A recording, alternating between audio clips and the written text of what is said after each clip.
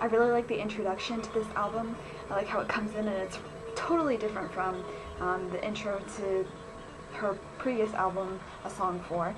And I like how it has this like beat and it's really tension building. And also, I really like how it incorporates the next song into the beats and stuff of this. And I'm just going to fast forward a little bit to show you how it transitions from one song to the next.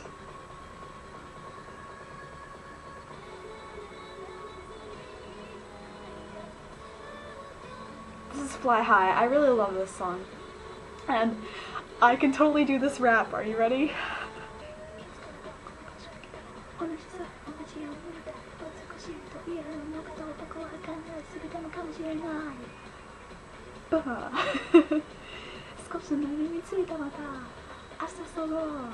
Yes, okay, so it was my life goal to learn the rap to this song, and I did it, so one of my life goals was completed. Anyway, I really love this song. It is totally a crowd pumper, and it's so fun. I really like this version of it too. I like the version of it that's in the PV as well, but I like this version I think better, just the flow of it. I like having the rap before the verses as opposed to before the chorus. Anyway, I really like this song, if I haven't already said it, and I like how it basically carried over from the introduction, and it is really a good description of the rest of the album, which is going to be dance songs that are really fast-paced and lots of synth. So I hope you like synthesizers because you're about to hear a lot. This is Trauma, aka the song that IU always messes up the lyrics to in lives. Seriously, she forgets the words all the time. It's so funny. But anyway, I really like this song, and I like the instrumentals and the synth in this, but I really like the lyrics too. And it's a surprisingly happy song for surprisingly kind of darker lyrics, which has been a pattern with her so far in her entire career, and not just to like this point in history, but like now even she writes songs that have like really sad lyrics, but the tune is really upbeat. I really love this song. I really love this song. Lots of things to say. First of all, I love the instrumentals, and I love how this song starts out. You're not really sure what kind of song this is going to be. I also love the way that she sings this song. I'm kind of talking over it right now, but just trust me, she sounds so cool and very conversational in this song, in the verses. The chorus is a little bit different. And see, it's starting to pick up a little bit. But anyway, I love this song because I love the lyrics, and I love that it is basically a continuation of her song, A Song 4. Or some people might say A Song for XX, but it's A Song 4. And it is such a cool song, and the best part is coming up right here, because right into the chorus part, the next part of the song, the beat drops. I love this song. It's so cool sounding, and it's so IU. I mentioned in a previous review that sometimes she writes songs that are definitely about like herself. This is definitely one of them, and I love it so much. I used to not really like this song that much. I really don't like how it begins. I don't like the little organ synth thingy that she's got going on, and like it doesn't sound good with her voice. She already has a really tinny voice, as we all know. But as the song goes on, it gets better, and I've come to appreciate it more. It's still probably one of my least favorite songs of hers. It doesn't have that many plays compared to some of the other songs in this album. That's just the way it is. I don't really like it that well, but I don't dislike it. It's just... The strongest part, I will say, are the lyrics. If you can understand Japanese or you look up the translation, you'll probably really like that the most. This is another song that IU forgets the words to every once in a while. Boys and Girls is a really interesting song. It's not very long, but I really like it, and I like this introduction, and the instrumentals are really interesting. It's another one of her crowd pumper songs. However, I like Fly High a little bit better. Actually, I like Fly High a lot better. But I don't dislike this song at all. I really like it. However, it is very repetitive, and it's very short, like I said before, so it's not as exciting as some of her other songs from this album, but it is still a good song, and I really like this part right here. It's just like Like, you just can't help but dance to this song, and it's really upbeat, and I really like it. So, it's not my favorite, but it's good. It's good. We finally get to a ballad on this album. I like this song. I used to like it a lot more when I was younger, and was first getting into IU, but now I don't dislike it again, but it's just not that great of a song. I find the lyrics again to be kind of repetitive and just like not that impressive to some of the other stuff that she's written. It's pretty though. It is kind of pretty, and it does fit really well with the rest of the album despite it being a ballad, and the tracks being mostly synth dance tracks. This ballad fits really, really well, and it has some really pretty instrumental moments, especially in the chorus, and if you've ever seen the music video, it's on crack. So this ballad, however, I much prefer over To Be. Enroll is a song that is very sad and very poetic, and it has some echoes of her first album in a good way. I really like the instrumentals on this, and I really like the lyrics on this, and I really like the way that she sings this. However, in this song and some of the others that have already been previously mentioned and others that will be to come, you'll notice that her voice on high notes is so shrieky, and there are reasons for that, but like, if you listen to IU's earlier albums, you're just gonna notice it more, because it's there more, so just be aware of that. But this is a very beautiful song, and it's very sad, but it's a very, very good ballad, and I definitely like it more than To Be. I really like this song. It's called PS2 because on her first album, she had a song called Powder Snow. And this is PS2 as in, not the game system. Darn. No, it's PS2, like Powder Snow 2. It's kind of part 2. Again, another reply song to one of her A Song 4 songs. And I really like that. I don't like it as much as And Then, but I really do like this song, and I like that it has the same chorus as the original Powder Snow. The instrumentals are kind of weird, but I really like the way that she sings this, and how it is the reply to Powder Snow. I feel kind of weird reviewing this album before reviewing her debut album, because there are so many replies and things that get connected and stuff. I feel like I'm off center. It's so annoying. Anyway, yeah, I really like this song as well. It's kind of a mid-tempo song. It's kind of a ballad, but kind of not. If you read the lyrics, it's definitely sad. I have quite a bit to say about this song as well. This is probably my favorite song on the album. If it's not this one, it's And Then. This song was the song that got me into IU.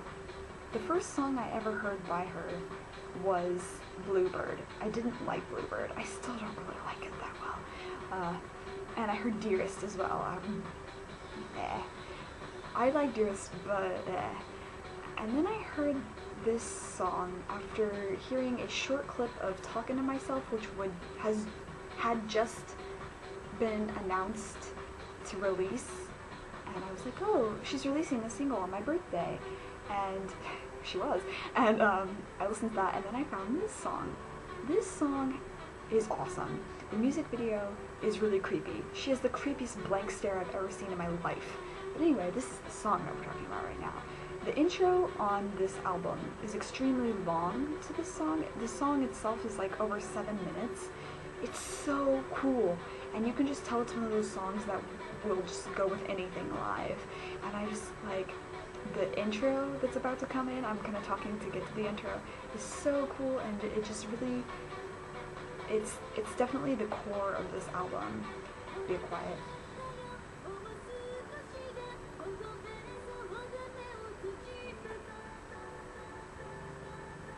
It's so cool. I really love this song, and like I said, it's the core song. It kind of ties everything together, and it's still one of my favorite IU songs to date.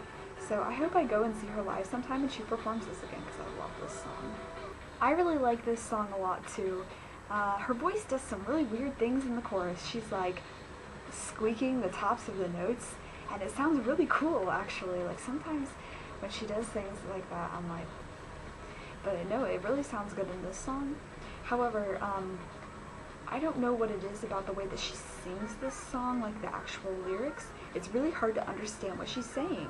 And I know, like, obviously, I'm not Japanese, so it's not my first language, but, like, even reading along with the lyrics, it's really hard for me to understand what she's saying, especially in the chorus, when she says, Doko ma demo, it sounds like she's saying nato. And I'm like, why are you talking about fermented soybeans? This is a song also I've always liked. I really like the instrumentals in it.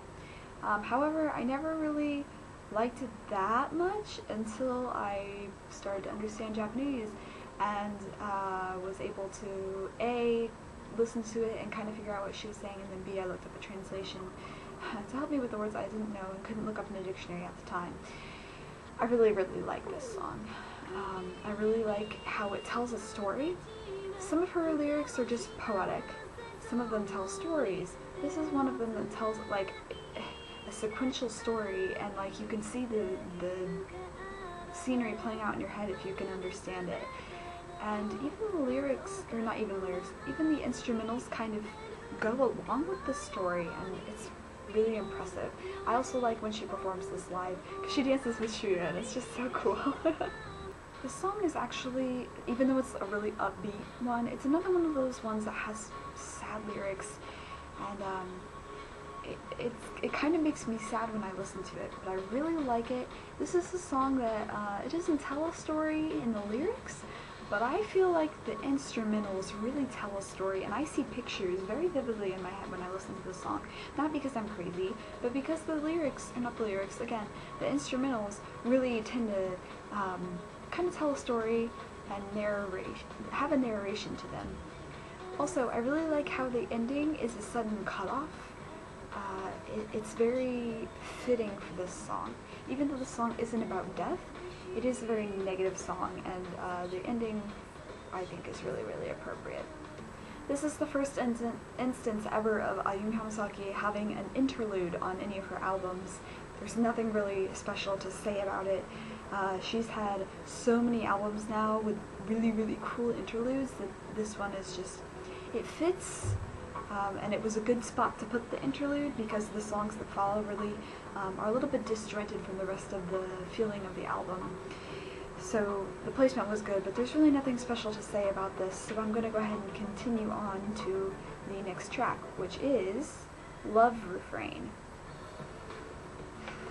I really liked Love Destiny. I don't really like this song. I don't like the guy in the background with his thing, and I don't like the instrumentals as much. The lyrics are still fine, and her voice still sounds, pretty good, all things considering. But I just don't really care for this song at all. In fact, it's probably not my least favorite song of hers ever, but like my least favorite ballad of hers, because she has done so many cool ballads, and this is not one of them. This is one of those songs that always makes me cry when I listen to it, so I'm going to try to like skip through it. No, it doesn't always make me cry. This isn't Blue.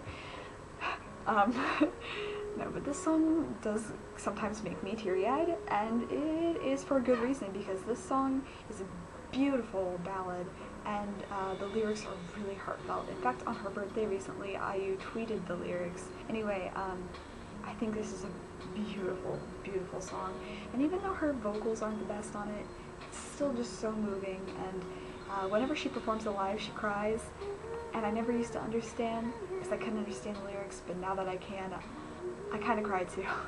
Kanaria is a really interesting song. It is the only single Ayumi Hamasaki has ever released with the title in Japanese.